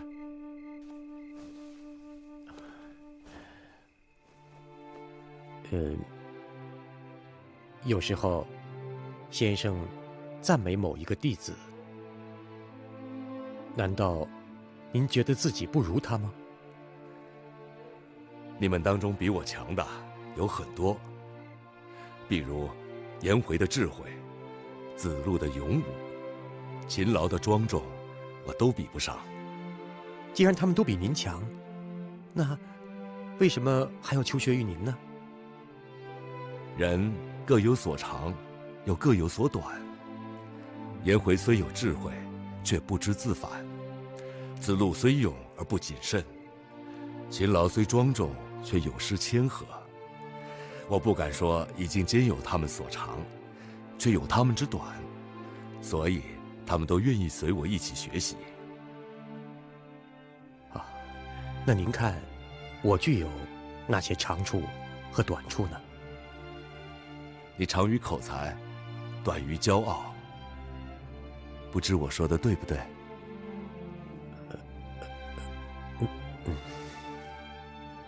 你觉得自己和颜回比，谁更聪明？我怎么敢跟颜回比呀？颜回是唯一之十，而我只能是唯一之二。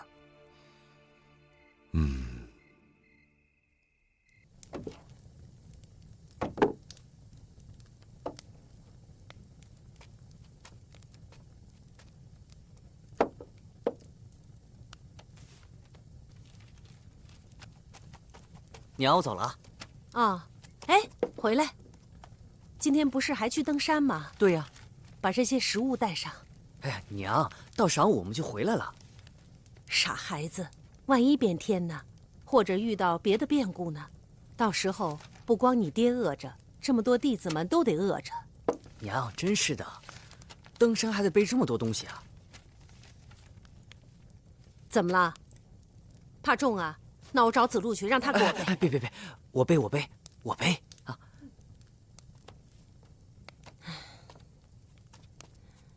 你呀，想想你爹是怎么教你的。君子喻于义，小人喻于利。不能光读书，到用时就忘了。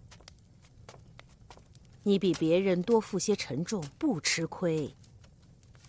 你比别人多些锻炼，强健身体。如果这些食物派上用场，你爹和弟子们会感到你带给他们的好处，你心里也会感到幸福的。来，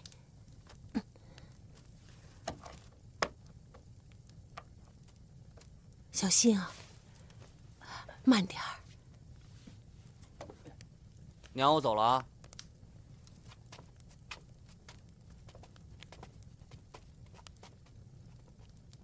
路上小心点儿。知道了。先生，您上次给我们讲了关于人的道理，由此我想到，假如我把我的财富全部都送给老百姓，救济他们，让他们得到帮助，先生认为怎么样？啊，可以算得上是您所提倡的人吗？假设你能做到这一点，那实在太伟大了。岂止是人，应该是圣人才能如此。莫说你子贡做不到，我也做不到，就是古代的圣王也不能完全做到。真正的仁者，要想自己站得住，那他也一定要考虑到别人。也就是说，己欲立而立人，己欲达而达人，能设身处地地为别人着想。啊，我不想别人强加于我任何东西，我也不想强加于别人。这你恐怕做不到。人活在世上，一个人的幸福、享受、成功，一定有赖于别人，甚至妨碍了别人。那，可有一句话，能够终身躬行吗？恕我，己所不欲，勿施于人。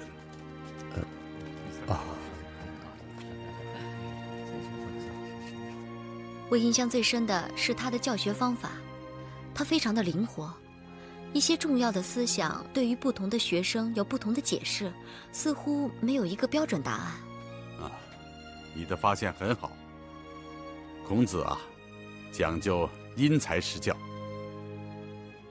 比如人这个概念，到底什么是人？对不同的弟子，他有不同的回答。对颜回，他说克己复礼为仁；对子贡，他说己所不欲，勿施于人。而对司马牛，他说说话忍耐谨慎就是人。对子张，则是能行公宽信敏惠，无者于天下就是人。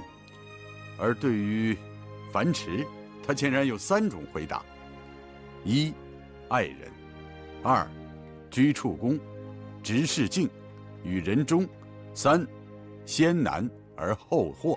我想，这可能就是一个思想家和普通教师的不同。思想在他心中是融会贯通的，而不是照本宣科。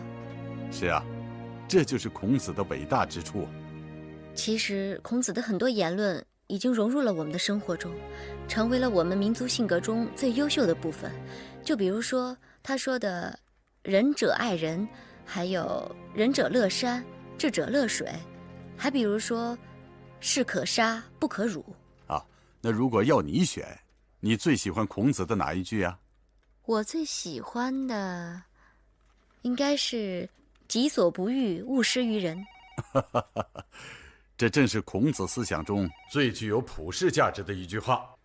他的核心思想被西方甚至全世界不同文化的人所接受。有学者甚至把它和康德的道德普遍化原理、基督教的救世精神相联系。它是从消极的方面，从反面肯定了基督教爱的原理。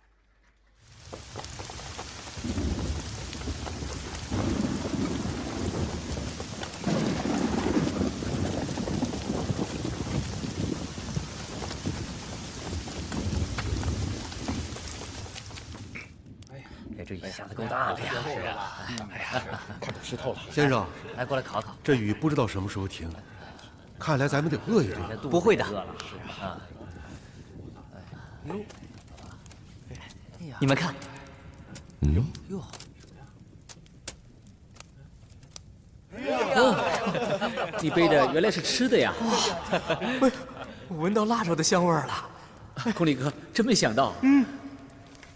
我都快流口水了。孔鲤哥，你辛苦了啊！不客气。孔鲤啊，这是你娘让你带的。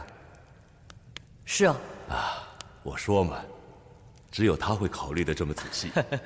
孔鲤啊，快给大家分了吧。哎，好嘞。哎，我说呢，这一路上背的不可能是书简吧？给，来，给。哎，有了吗？啊，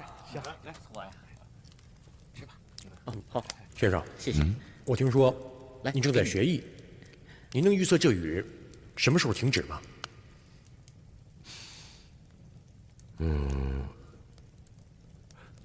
这雨会停的，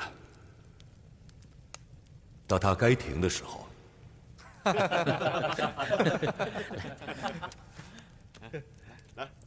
你们呢，也别把先生想得多了不起。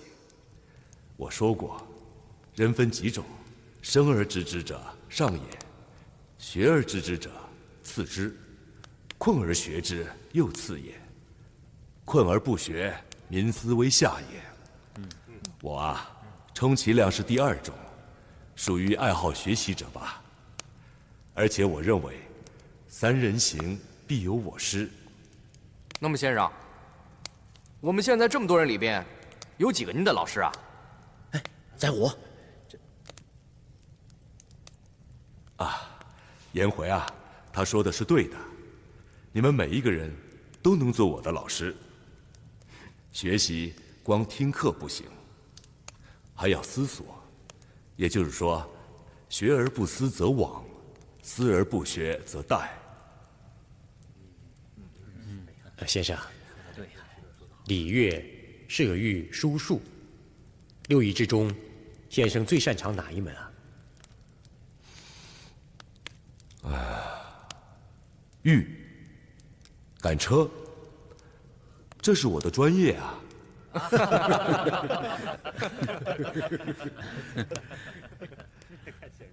颜回啊，别那么拼命记了，我的话不值得你那么记，别把眼睛弄坏了。哼，颜回啊，他恨不得睡觉的时候都把先生的话背下来。今天啊，你们别把我当长者，也别把我当先生，都谈谈，你们都有什么打算？你们的志向是什么？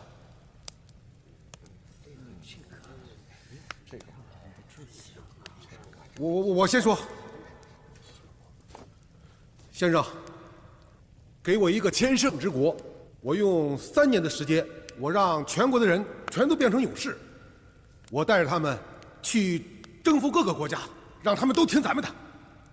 哎，子路啊，就知道识勇好斗。这就是。冉求，你如何呢？给我一个方圆60、70里的地方，我来治理3年，一定能解决温饱问题。至于礼乐之心，大概要等君子来了。好志向。冉求，不过你的志向不远啊。